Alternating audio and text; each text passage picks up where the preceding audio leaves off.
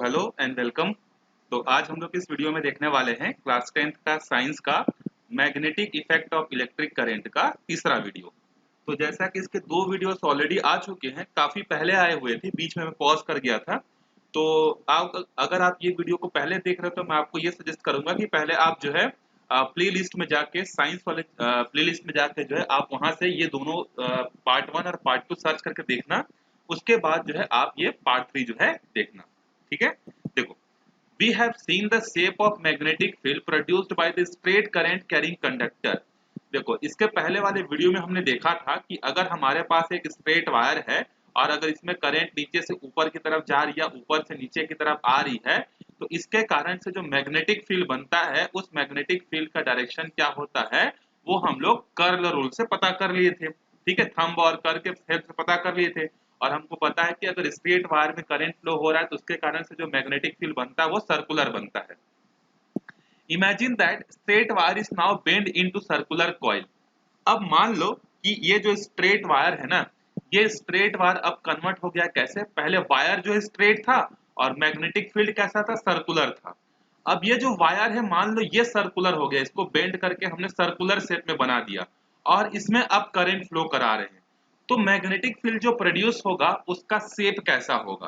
तो देखो, एक चीज अभी तो हम लोग इसको डिटेल से समझेंगे, लेकिन आप एक चीज याद रखना, ये दोनों एक दूसरे के जस्ट रिवर्स होते हैं। अगर एक स्ट्रेट वायर में करंट फ्लो हो रहा है तो उसके कारण से जो मैग्नेटिक फील्ड बनेगा वो सर्कुलर बनेगा। और अगर एक सर्कुलर लूप है जिसमें करंट फ्लो हो रहा है तो उसके कारण से जो मैग्नेटिक फील्ड बनेगा वो स्ट्रेट होगा। जस्ट अपोजिट, अगर करंट स्ट्रेट वायर में फ्लो हो रहा है तो सर्कुलर मैग्नेटिक फील्ड बनेगा।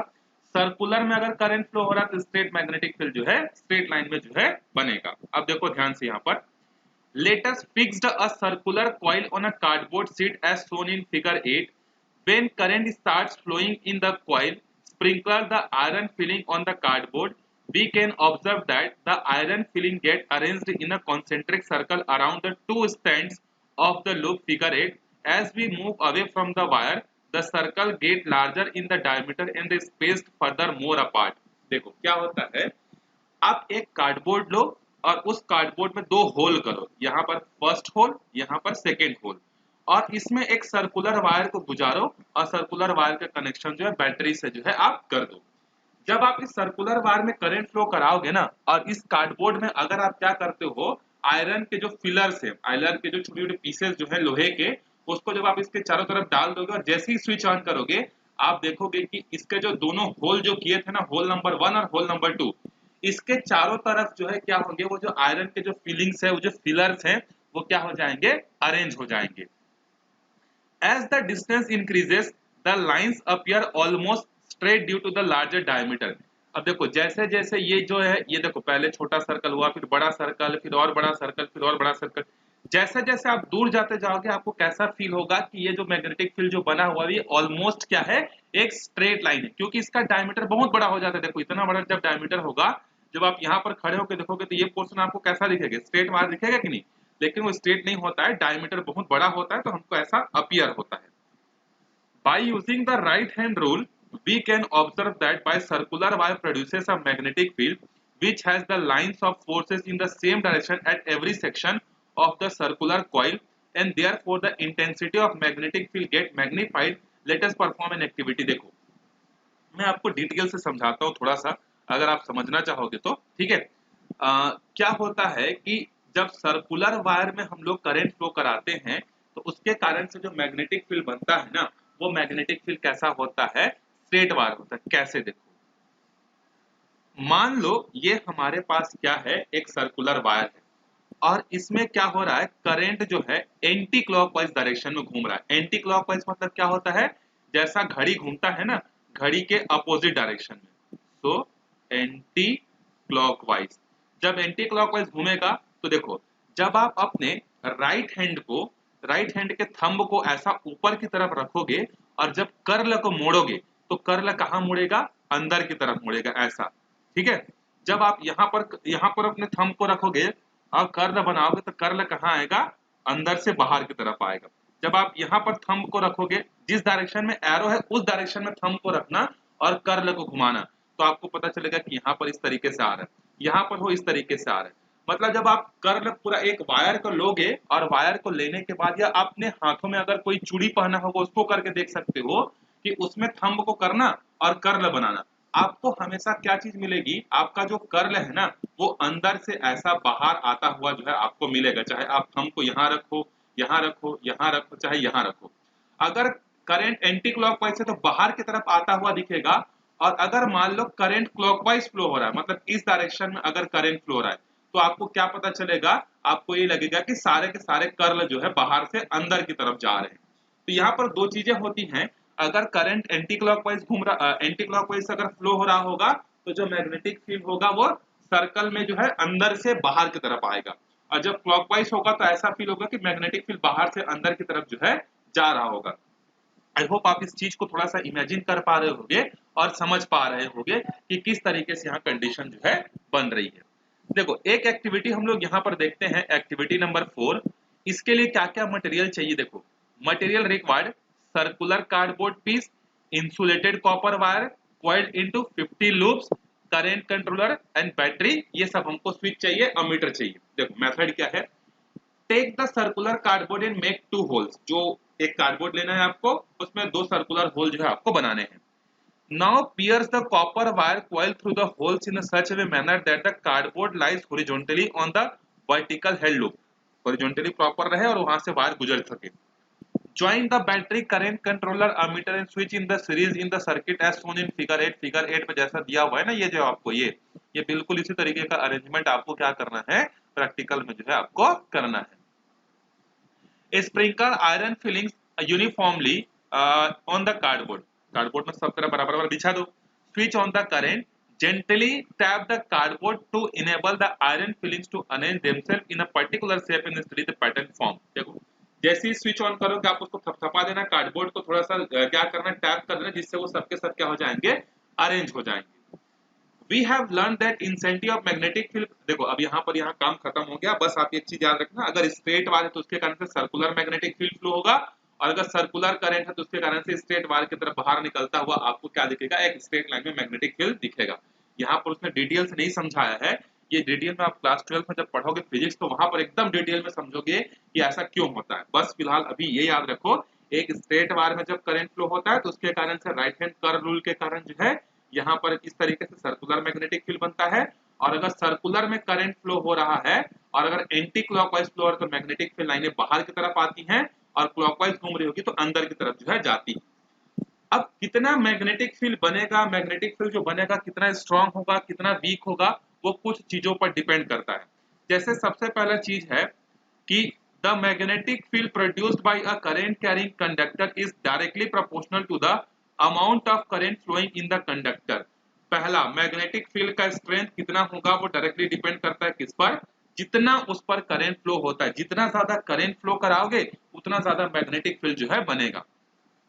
If we have a wire coil of n circular loops, then the magnetic field intensity would be n times। दूसरा, ये तो पहला चीज पर डिपेंडेंसी हो गया। दूसरा स्ट्रेंथ, तो अच्छा ये B क्या है, B फॉर बॉल नहीं है, B जो होता है वो इंटेंसिटी ऑफ मैग्नेटिक फील्ड को दिखाने के लिए यूज करते हैं। तो इंटेंसिटी ऑफ मैग्नेटिक फील्ड एक और बात पर डिपेंड करता है, नंबर ऑफ सर्कुलर लूप्स पर।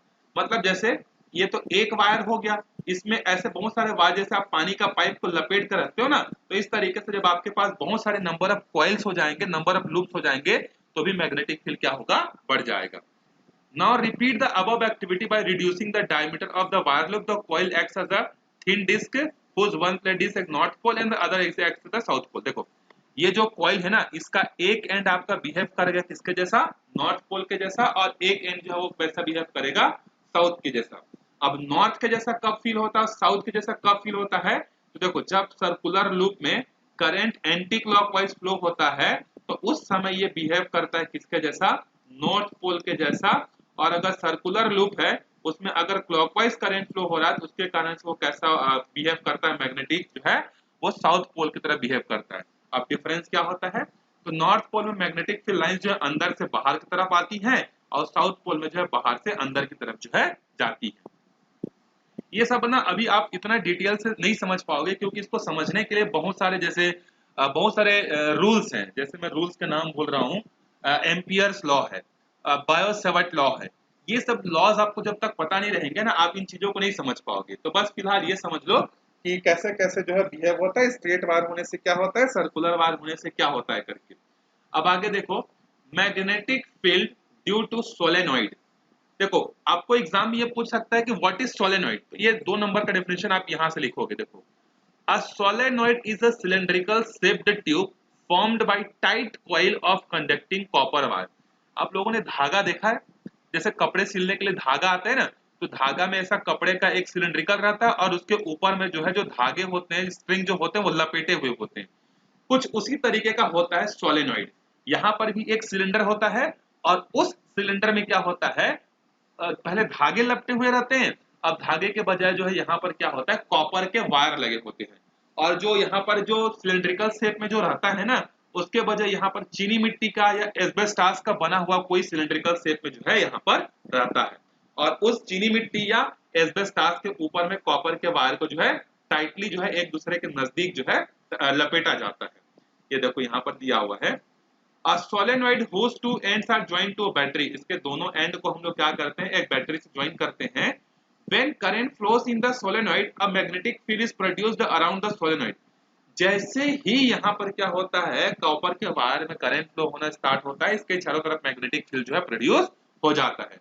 Compare the pattern of magnetic field, the magnetic field shown in 4A। देखो यहाँ पर सोलेनॉइड के एक एंड में कैसा दिखता है हमको कि मैग्नेटिक फील्ड लाइन जो है यहाँ से बाहर निकल रही है और इस तरीके से जा रही है। अच्छा, ये लाइनें आपको मैं एक चीज बता दूं, ये जो मैग्नेटिक फील्ड के प्रेजेंस को दिखाने के लिए जो लाइनें यहाँ पर यूज की गई है ना, ये लाइनें एक्चुअल में नहीं दिखती हैं, ये हमको एक्सपीरियंस होती है। किससे एक्सपीरियंस होती है, मैग्नेटिक कंपास से। जब आप यहाँ पर मैग्नेटिक कंपास को लेकर जाओगे ना, तो नीडल इधर डिफ्लेक्ट होगा, तो इससे पता चलेगा कि मैग्नेटिक फील्ड जो है इधर से इधर जा रही है। तो मैग्नेटिक फील्ड कहाँ पर प्रेजेंट है, उसको दिखाने के लिए कुछ इमेजिनरी लाइनों का यूज करते हैं, और इस इमेजिनरी लाइनों को बोला जाता है मैग्नेटिक फील्ड लाइन। जैसे इस सोलेनॉइड के चारों तरफ इतने बड़े एरिया पर मैग्नेटिक फील्ड है, इसको दिखाने के लिए ना कुछ इमेजिनरी लाइनों को हम लोग पढ़ते हैं, और उस लाइनों के बेसिस पर हम लोग बहुत सारी चीजें फिर क्या करते हैं, डिजाइन करते हैं। तो मैग्नेटिक फील्ड लाइंस जो होती है वो इमेजिनरी लाइनें होती हैं, जो कि मैग्नेटिक फील्ड के प्रेजेंस को जो है बताती है। In both figure, the magnetic lines of the force appear as a similar in shape and pattern, and thus the magnetic field produced by solenoid is similar to that of the bar magnet। जो एक bar magnet जैसा produce करता है ना magnetic field, same to same magnetic field कौन produce करता है, solenoid भी जो है प्रोड्यूस जो है करता है। ठीक है, सोलेनॉइड और क्या बोलते हैं बार मैग्नेट, दोनों का मैग्नेटिक फील्ड जो होता है वो सेम टू सेम जो है होता है। कंपेयर द, अच्छा यहाँ तो हो गया था, bar magnet and one end of it acts as north pole. जो बार मैग्नेट होता है ना, जो आप लोग देखे होगे, आप खेले भी होगे, तो एक नॉर्थ होता है एक साउथ होता है, सिमिलरली ये भी उसके जैसा जो है क्या करता है, काम करता है। लेकिन दोनों में एक डिफरेंस क्या होता है कि जो बार मैग्नेट होता है ना, इसके अंदर में मैग्नेटिक फील्ड जो होता है वो ना के बराबर होता है, लेकिन सोलेनॉइड के अंदर में, बाहर बाहर में तो मैग्नेटिक फील्ड होता है, अंदर में भी यहाँ पर क्या होता है, मैग्नेटिक फील्ड जो है यूनिफॉर्मली जो है प्रेजेंट रहता है। ठीक है, तो यहाँ पर ये चीज आपको याद रखनी है। ये सोलेनॉइड के बारे में जो है हमने देखा है। ठीक है, एक साउथ पोल के यहाँ पर देखो दिया हुआ है, the circular shape formed by bending a conducting wire is called loop. ये जो हम लोग यहाँ पर इसको सर्कुलर फॉर्म में बेंड करते हैं ना, वायर को मोड़ के, इसको बोला जाता है लूप, बोला जाता है लूप या कॉइल बोला जाता है। The coil and where the current direction is clockwise act as a south pole. अगर आपने करंट को क्लॉकवाइज फ्लो करवाया तो ये साउथ पोल जैसा बिहेव करना चालू करेगा, और अगर आपने एंटी क्लॉकवाइज फ्लो कराया तो नॉर्थ पोल जैसा बिहेव करना स्टार्ट करेगा।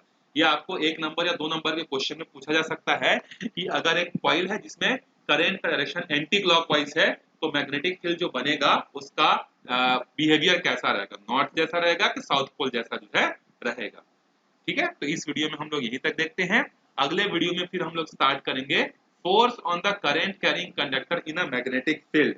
देखो, अगर एक मैग्नेटिक फील्ड है, उसके अंदर में अगर कोई एक कंडक्टर जाता है, तो उस कंडक्टर के जाने से क्या होता है, उस पर एक फोर्स लगता है।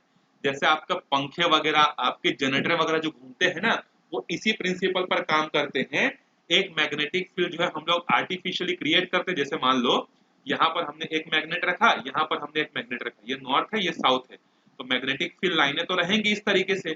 ठीक है, मैग्नेटिक फील्ड लाइंस, अगर इसके अंदर में अगर कोई एक लोहे का कंडक्टर अगर आ जाता है या लोहे का वायर अगर आ जाता है तो फिर ये क्या करता है, एक फोर्स का फील करता है, ठीक है, और इसी फोर्स के कारण ये घूमने लगता है।